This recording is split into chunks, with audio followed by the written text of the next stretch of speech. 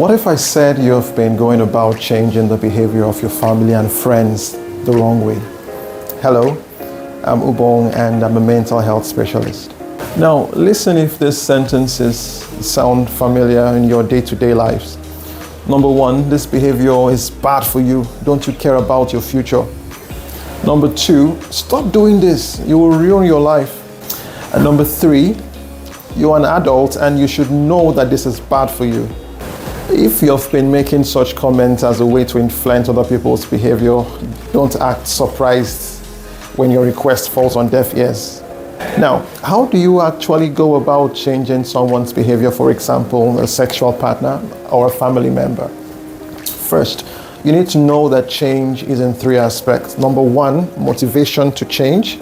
And number two, the action-taking process, the step-taking process. And then number three, sustaining this change. Now, let's talk about motivation to change. People are motivated to change in three seasons: a season of pain, a season of pleasure, and a season of fulfillment. When someone decides to change because of pain, the motivation is a behavior change away from the pain. When they decide to change because of pleasure or fulfillment, the change direction is towards the pleasure or towards the fulfillment. Let's now talk about the action stage of change. That is the taking actual steps.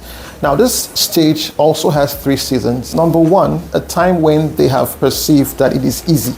That's when they take steps. Number two, when they see that they have ample support. That's when they take steps. And number three, when they know how, that is the steps required to change is known. That's when they take action. Number three, the third level of change, that is the sustaining the behavior change.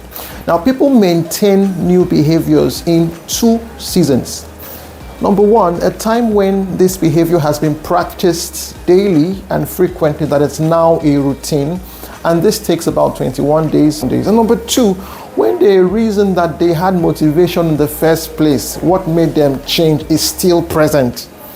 That is why any behavior that is to be sustained should not be motivated by pain, because once this pain is not there, the behavior will cease.